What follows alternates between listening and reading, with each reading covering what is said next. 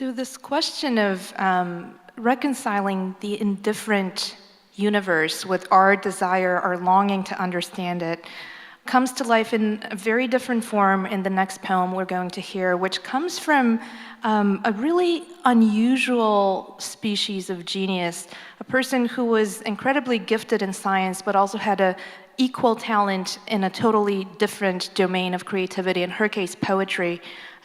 Rebecca Elson was a Canadian astrophysicist who studied how stars are born and live and die in galaxy formation, and she was a real prodigy. She went to college at only 16.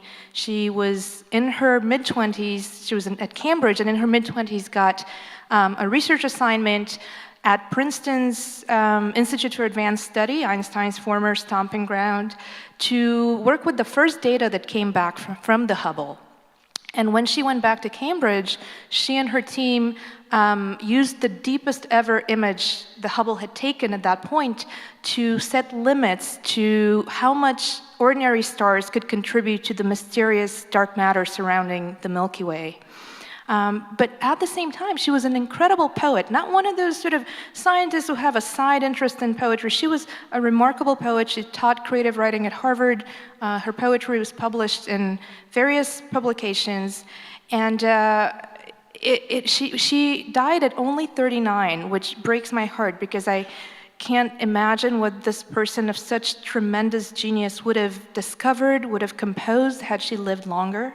She left behind 52 scientific papers and a slender book of poetry called A Responsibility to Awe. And the poem we're going to hear comes from it. To read it for us is another brilliant musician, lover of poetry, and in fact, one of the most poetic songwriters you will ever encounter.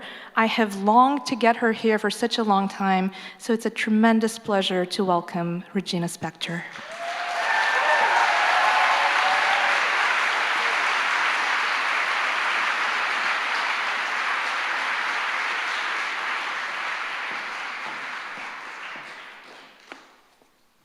Hi.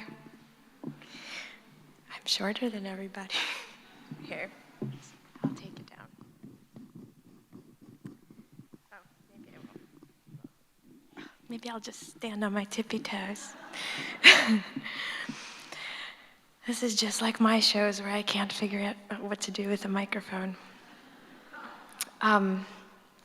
This is an incredible book, and I just want to thank Maria for introducing me to this scientist and poet.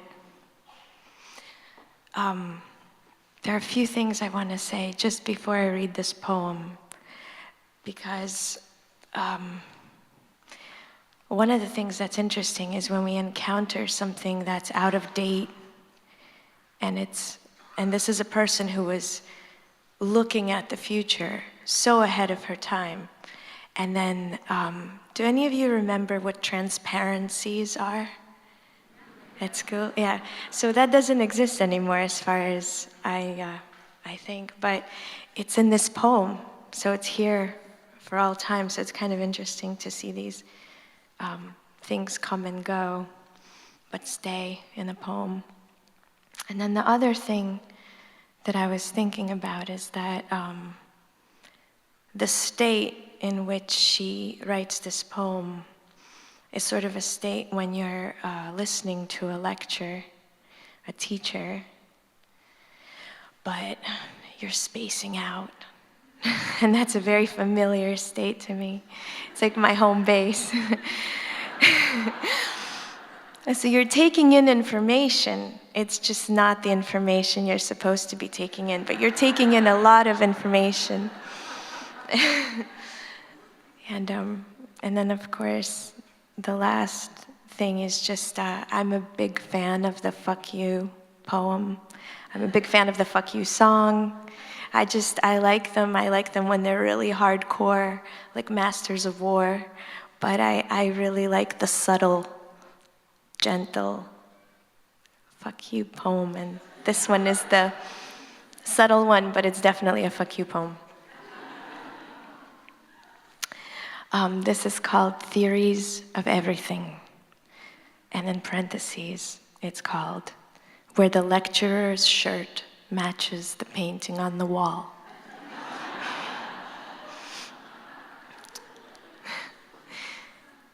He stands there speaking without love, of theories where, in the democracy of this universe or that, there could be legislators who ordain trajectories for falling bodies, where all things must be dreamed with indifference, and purpose is a momentary silhouette, backlit by a blue anthropic flash, a storm on some horizon.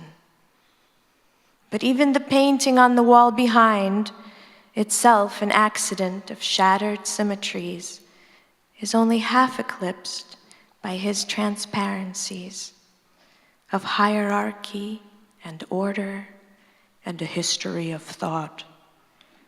And what he cannot see is this, himself projected next to his projections, where the colors from the painting have spilled onto his shirt, their motion stilled into a rigorous design of lines and light. Thank you.